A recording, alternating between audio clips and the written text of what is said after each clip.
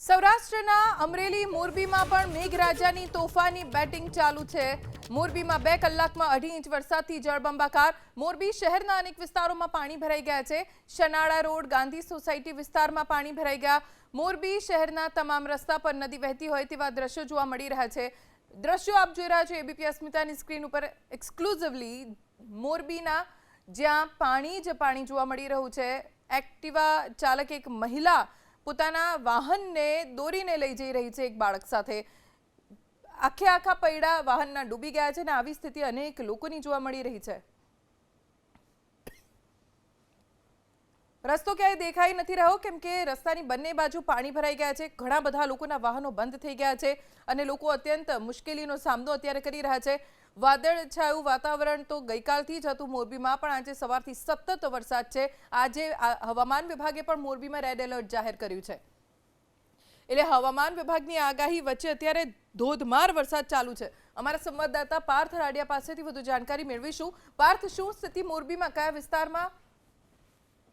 મોરબીમાં વહેલી સવારથી જે છે એ અવિરત વરસાદ વરસી રહ્યો છે।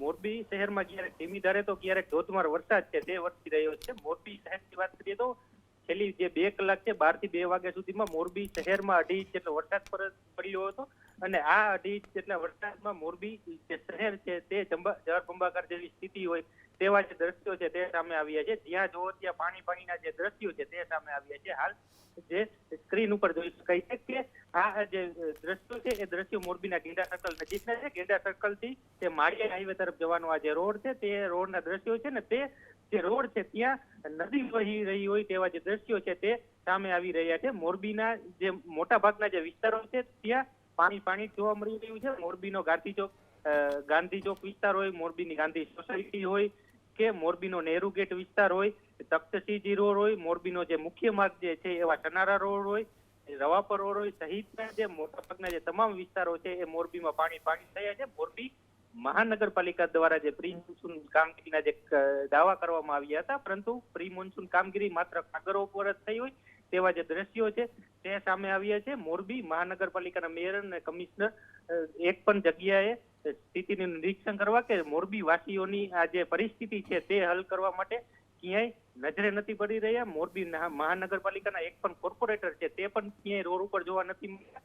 આ મોરબીના મેયર, કમિશનર સહિતના જે અધિકારીઓ છે તે બહાર નીકળીને મોરબીની આ પરિસ્થિતિ જોવે તો તેમને ધ્યાને આવે કે કઈ રીતની મોરબીની પ્રી મોન્સૂન કામગીરી થઈ છે અને મોરબી વાસીઓ કેટલા હેરાન છે। મોરબી વાસીઓને અત્યારે ચાલીને કે બાઇક લઈને બહાર નીકળવું હોય, કોઈ કામ સબબ બહાર નીકળવું હોય તો પણ નીકળી ન શકે તેવી જે પરિસ્થિતિ છે તે જોવા મળી રહી છે। મોરબીમાં ઠેર ઠેર પાણી ભરાવાના કારણે લોકોના જે વાહનો છે તે બંધ પડી રહ્યા છે। લોકો રોડ પરથી પસાર ન થઈ શકે તેવી જે સ્થિતિ છે તે હાલ મોરબીમાં સર્જાઈ છે ને, અને અંતે કહી શકાય કે મોરબી છે તે હાલ જળબંબાકાર પરિસ્થિતિ મોરબીમાં સર્જાઈ હોય તેવું હાલ લાગી રહ્યું છે।